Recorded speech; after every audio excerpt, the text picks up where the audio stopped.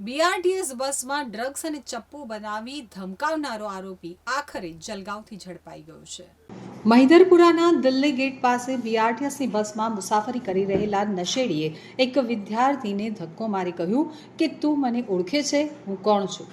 હું કરોડપતિ બાપનો દીકરો છું, મારી ઘડિયાળ જો 2.5 લાખ રૂપિયાની છે। આ જો તને બતાવું છું, આ કોકેન છે, 5,000નું આવે છે એમ કહી માથાકૂટ કરી ડ્રગ્સની પડીકી અને ઇન્જેક્શનની સિરીઝ બતાવી ચપ્પુથી પેસેન્જરોને ડરાવવાની કોશિશ કરી હતી। યુવકનો આ વિડીયો સોશિયલ મીડિયામાં વાયરલ થયો હતો તો મહિધરપુરા પોલીસ અને ક્રાઇમ બ્રાન્ચે સંયુક્ત ઓપરેશન હાથ ધરી નશેડીને મહારાષ્ટ્રના જલગાંવ જિલ્લામાંથી 40 ગામમાંથી દબોચી લીધો હતો। શખ્સનું નામ વિરેન્દ્ર ઉર્ફે વીરુ ઉર્ફે વિરાંચી ઉર્ફે કોઈતો કેતન ઠક્કર છે। પોલીસ સમક્ષ એવું રટણ કર્યું કે બસમાં મને સીટ મળતી ન હતી, જેથી મેં બીમાર હોવાનું નાટક કર્યું હતું। મોબાઈલ ચોરી સહિતના 10થી વધુ ગુનાઓમાં અગાઉ વિરેન્દ્ર ઝડપાયો હતો।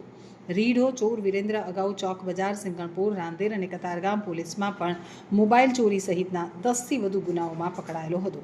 આરોપીઓના પિતા શાકભાજીની લારી ચલાવે છે અને પુત્રની ગુનાખોરીને કારણે પિતાએ કતારગામ અને અમરોલીમાંથી ભાડેનું મકાન ખાલી કરવાની પણ ફરજ પડી હતી।